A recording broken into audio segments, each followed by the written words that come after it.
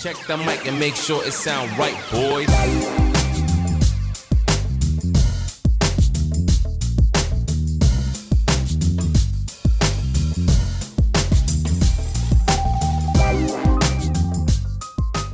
What up, though, y'all? Welcome to another episode of Talking Sports Like a Girl. As y'all know, I am one half of the Don't Be Pressed podcast. My other co-host is Devin Burke. She has her own series, Dev Be Entertaining, because she be entertaining. Y'all should check that out on Mondays. But here on Thursdays, we do Talking Sports Like a Girl. But this is the Olympic version. And I got some sugar honey iced tea to tell y'all, okay? So, as I'm pretty sure the news around the world was heard, Sha'carri, right? She set an Olympic record when she ran in the 100-meter final and qualified for the Olympics. She tested positive for marijuana and subsequently was not allowed to compete in the 100-meter final for the USA. We were awaiting news to see if she would be put on some type of relay team. The US elected to leave her off the roster. So I just want the US to know, I hope y'all are okay with not winning gold in the 100, gold in the 4x1, and probably gold in the 4x2. You don't just let a talent like that just slide away. I could see if she had numerous offenses or it was a drug that was going to enhance her ability.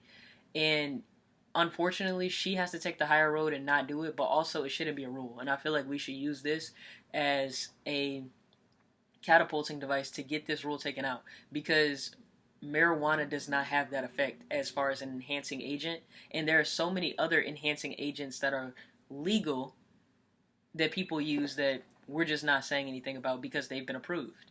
And so I'm also against her explaining why she used marijuana, talking about her mom's death. She shouldn't have to talk about something so personal if she doesn't want to.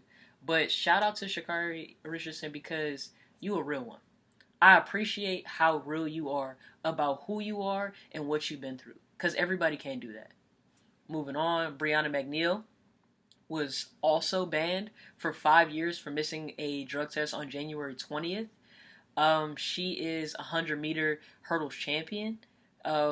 She said that she missed the drug test because she was dealing with an abortion and recovering from the abortion.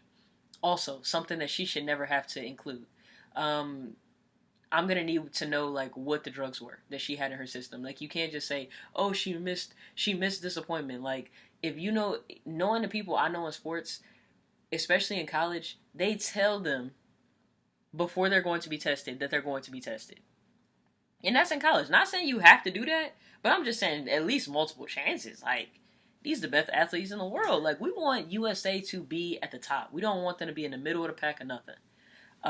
In other pressing news, swimming caps from Soul Cap, which is a black-owned swim cap business, and they make their swim caps for black hair, have been banned from the Olympics. Why? We don't know. Further, in more pressing news, all this news is pressing. None of this shit is not pressing. I don't even know why I say pressed and all, because it's all pressing. Nambian Olympians, Christine Maboa, and Beatrice Masalingi, forgive me, y'all, if I'm pronouncing y'all name right. Please, somebody correct me in the comments. But they've been banned for high testosterone levels. Now, I have a real issue with this, because it would be one thing if they were transgender females. Okay, they can't compete against females, it's not fair. But they are biologically born females with a condition called different of sex development, DSD. So it can allow them to have a advantage against other women, but there's no scientific proof that it does. So one, there's no scientific proof. Two, they just born with some fucking superpowers. Why can they not compete just because they were born with higher testosterone levels? They're still women. I could see if they weren't biologically women, it makes sense to me. But if they're biologically women, they should be allowed to compete.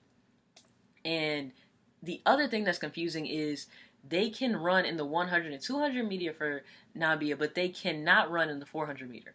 So why are they banned for the longer race, but not the shorter one? Now I'm going to need somebody to explain it to me, because I'm confused. Are you confused? Because I'm confused. As always, go ahead and make sure you subscribe, you thumbs up, and you talk to me in the comments below. I look forward to talking to y'all.